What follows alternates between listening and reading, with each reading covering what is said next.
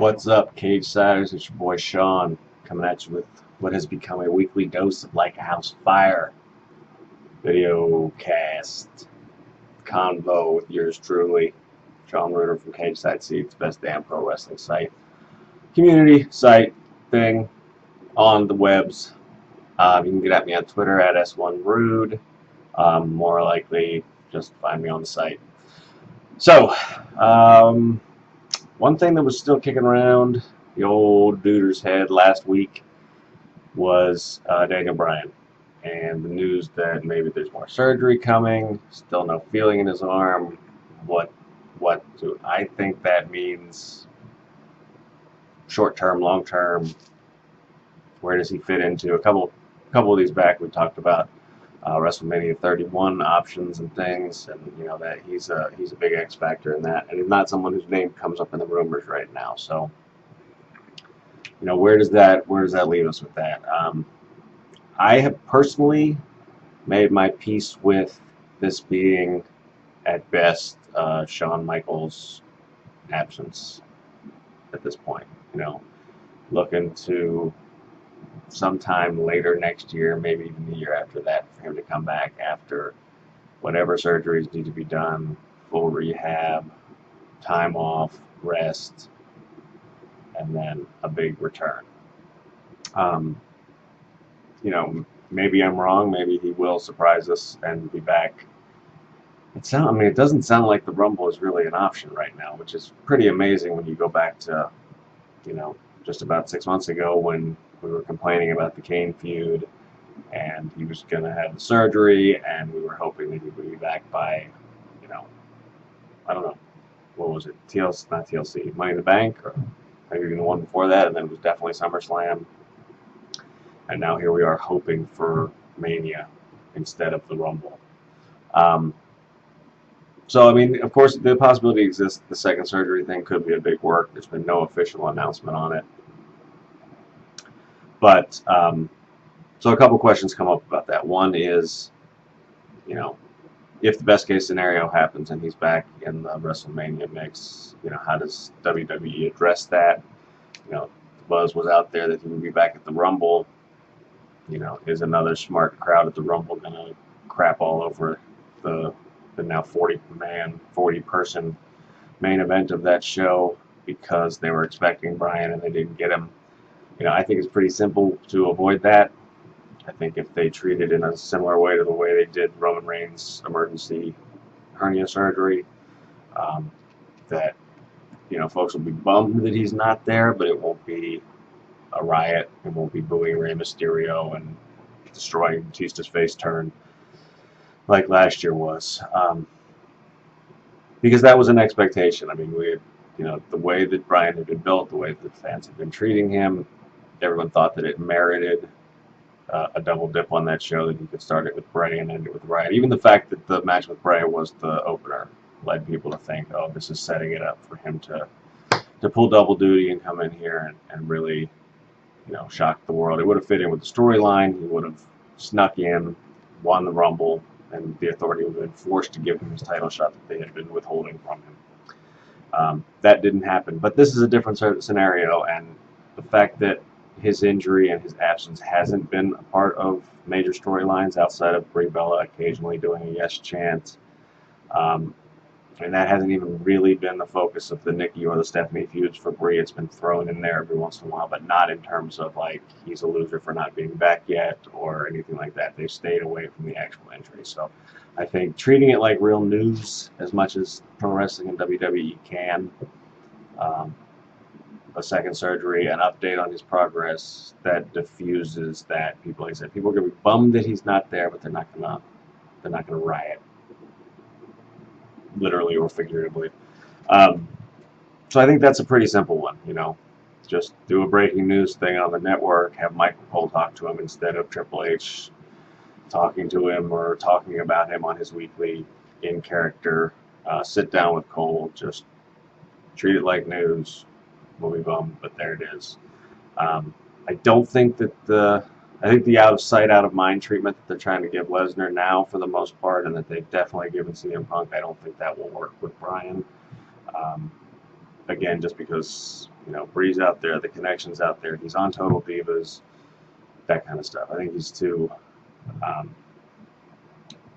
There hasn't been an official split, so people are going to expect it, and so that's that. So that's one thing. But I think that's pretty simple. Let us know. Here's the real world situation. Don't make it a story, and folks will accept that. The second question then becomes, how do you bring him back?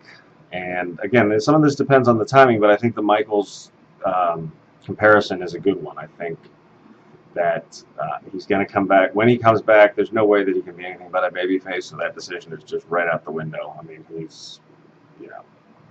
it would have been possible maybe to turn him if he had been on TV the whole time, but combining where he left with the fact that he'll be making a triumphant return from injury, there's no way he's going to get anything but big pops. So that decision is right, And when Michaels came back and he had a ready-made rival in a fellow main eventer with a lot of history in Triple H. Now, this is where the problem comes in for Daniel Bryan, in that one of the obvious choices here, Kane is not that strong of an in-ring competitor at this point, both in terms of his ability and the way that he's been booked. Even though they, for some reason or another, refused to let Dean Ambrose beat him clean.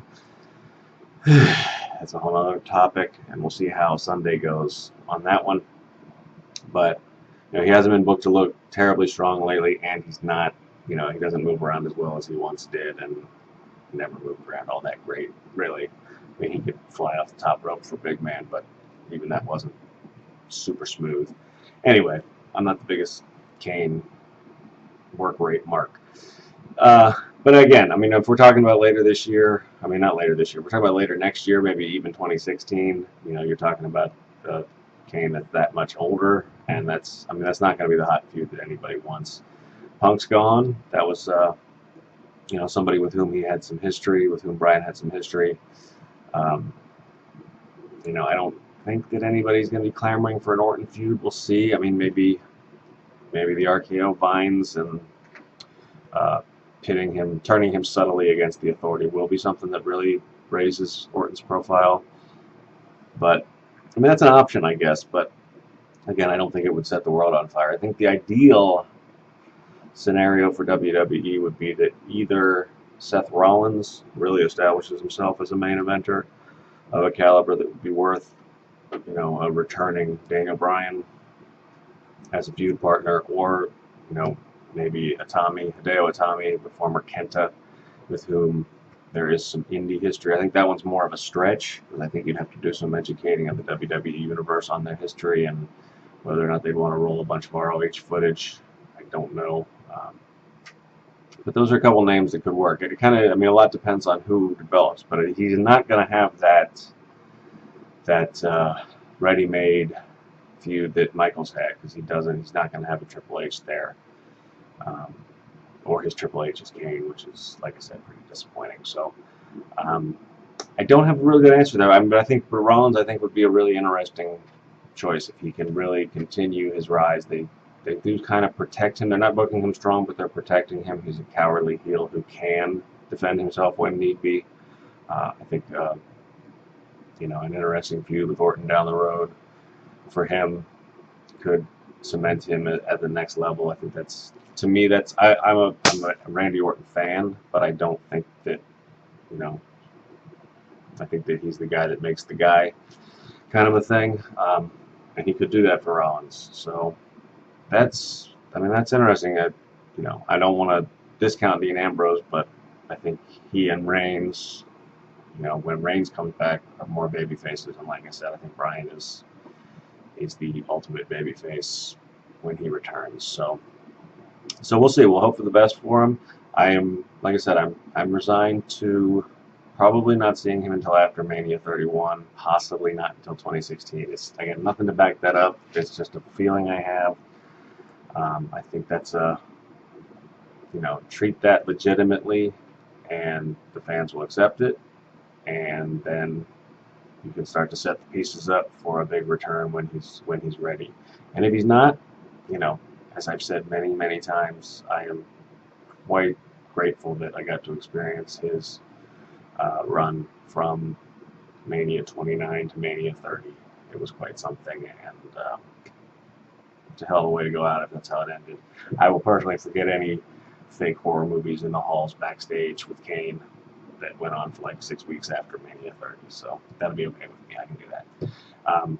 You might even say that I could wait for it because we'll be back with Cage Sides Live on Sunday night after Hell in a Cell, hopefully back again on Monday night, and we might have some other big, exciting things for you here on the old video feed coming up soon. So stick with us, and you ready for it now?